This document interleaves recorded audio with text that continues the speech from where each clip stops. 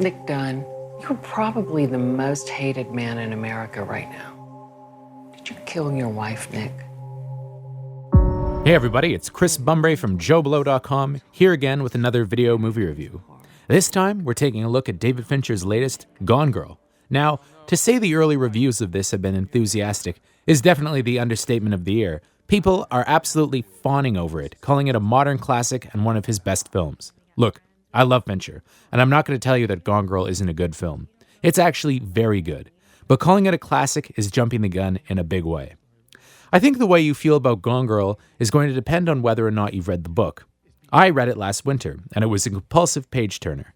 Fincher's made an adaptation that's at least as faithful as The Girl with the Dragon Tattoo, but therein lies my issue with the film.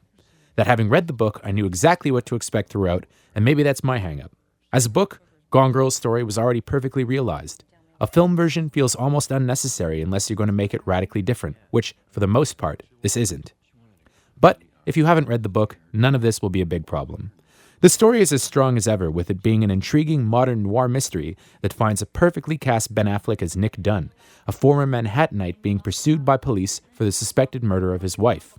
Affleck is great precisely because there's something smug but still sympathetic about him, which keeps Dunn from being easily recognizable as a good guy or a bad guy. Rosamund Pike is even better as his wife Amy.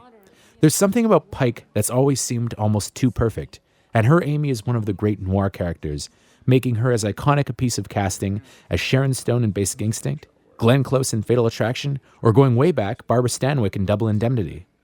Pike has a side of her that feels unknowable, giving Amy a delicious ambiguity early on. Even the way she affects a smile makes you unsure if it's real or not, and that suits Amy to a T. In addition to being a thriller, Gone Girl has always been a smart, cynical deconstruction of both marriage and a somewhat entitled middle class who, since the recession, have found themselves living beyond their means and on credit. Both Nick and Amy are victims of this new reality, where their intelligence and creativity just aren't enough to sustain them anymore, robbing them of the lives they, at least think, they should have had. Fincher milks this element from all it's worth, and also gives the film a healthy dose of black humor that wasn't quite as obvious in Gillian Flynn's book. Naturally, for a Fincher movie, it's impeccably assembled on a technical level, with gorgeous photography and a strong minimalist score by Trent Reznor and Atticus Ross. However, also natural for a Fincher movie, it's long, maybe too long, with it running 2.5 hours. Again, this feels like the result of being slavishly faithful to the novel, as it could have been cut back a bit.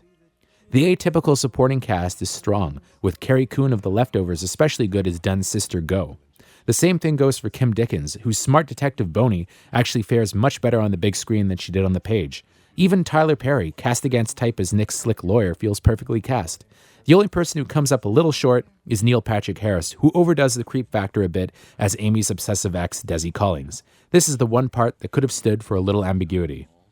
While I think it's too early to start hailing Gone Girl as a masterpiece, in the end it's still a very strong film, which is sure to become a major hit and a star maker for Pike, who I personally think might be Oscar-worthy.